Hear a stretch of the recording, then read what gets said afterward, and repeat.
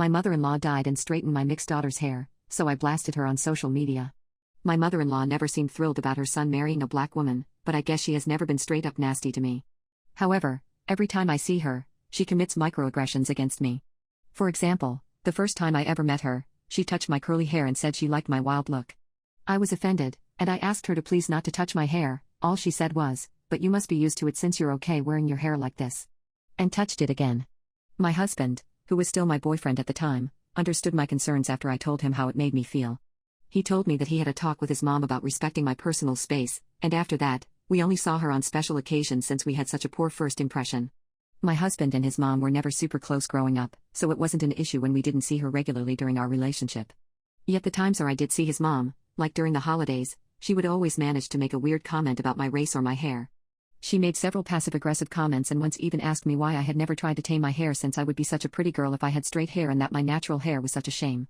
It was honestly one of the rudest things anyone's ever said to me. On top of that, she said it in front of her entire family without any backlash. Anyway, my husband and I had our first child a year ago, and I almost completely cut off my mother-in-law for the way she acted at the hospital when she first met my daughter. My husband handed her our newborn baby, and the first thing she said was, "Well, let's hope you end up having pretty hair like Grandma." I kicked her out of the delivery room that day myself, and ever since then, our relationship has been especially strained.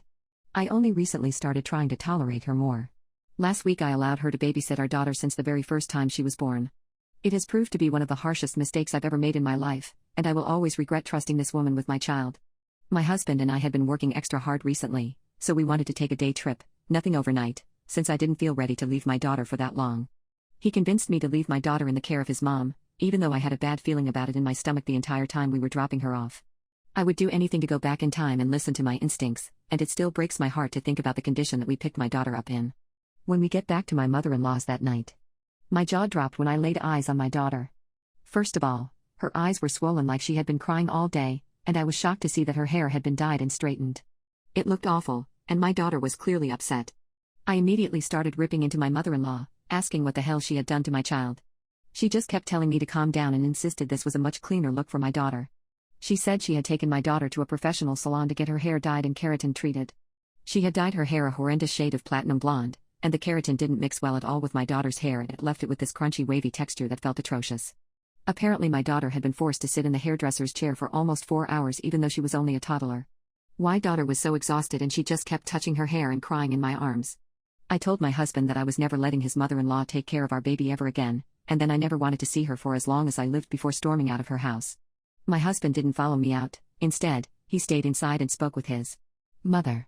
I waited in the car for him, and he was silent the entire drive home. When we got home, I just spent the rest of the night comforting my daughter. My husband didn't bother us, and it honestly felt like he was ignoring me. He didn't even come to check on my daughter or comfort her before I put her to sleep. He just went to sleep early himself, and we still haven't spoken about everything that happened.